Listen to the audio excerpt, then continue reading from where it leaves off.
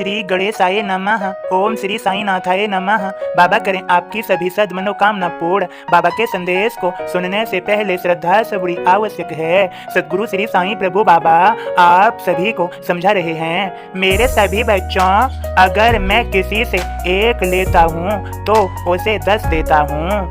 मैं कभी किसी का ऋण नहीं रखता, सभी का ऋण चुकता कर देता हूँ। मेरे बच्चों, अब श्रद्धा पूर्वक मेरे बोध को सुनो मेरे भक्त के माध्यम से। ओम साईं राम। मैं बाबा का दास आप सभी को बाबा का बोध सुनाता हूँ। श्री साईं बाबा ही सच्चिदानंद परमेश्वर हैं।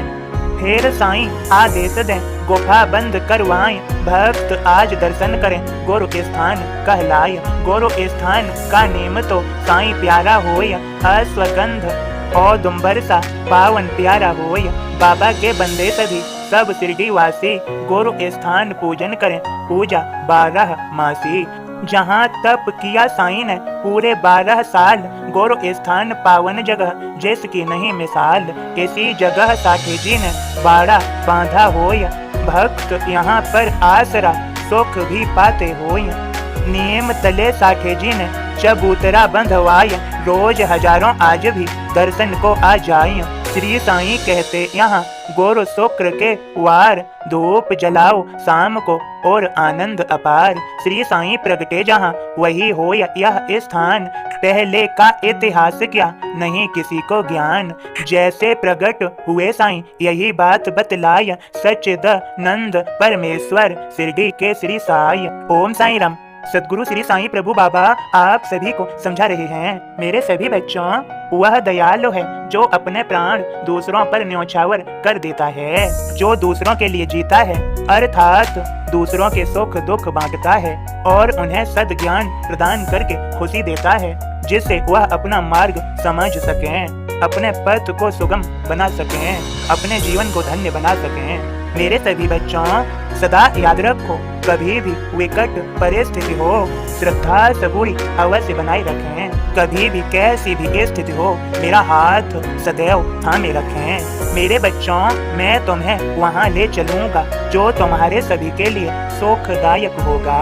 तुम्हारे जीवन में लीलाएं तो घटित हो रही हैं, यह तुम भी जानते हो। तुम स्वयं भी मेरी लीला का पात्र हो। मेरे बच्चों, यह भी तुम जानते हो। मेरा ध्यान करते हुए मेरी लीला में आनंदित हो।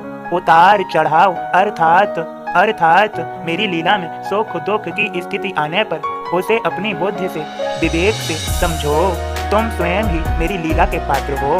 मेरे बच्चों, यह तुम भी जानते हो सब कुछ, और जो होगा वह अच्छा ही होगा। बस अब मैं तुम्हें और नहीं इंतजार करवाऊंगा, तुम्हारे ऊपर कृपा की वारिस करूंगा, तुम्हारी सभी मनोकामनाओं को पूर्ण करूंगा, तुम्हारे सभी कार्यों को संपन्न कराऊंगा। बस तुम मुझ पर दृढ़ विश्वास रखो। मेरे सभी बच्चों, आज से 2 दिन में तुम्हारे जीवन में कुछ अच्छा ही घटित होगा, जिससे तुम प्रसन्नता से भर जाओगे और तुम्हारे सभी प्रियजनों को भी मैं देख रहा हूँ, सब अच्छा कर दूंगा।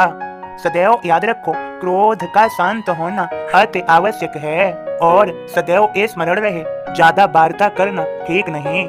उतना ही वार्तालाप अर्थात बातचीत होनी चाहिए जितनी सही हो, उतना ही बोलना चाहिए जितना अच्छा हो। और सदैव याद रखो, ज्यादा विचार करना भी अच्छा नहीं, उतना ही विचार करना चाहिए जितना उचित हो। बाकी समय में मन को शांत रखना चाहिए, प्रसन्न रखना चाहिए।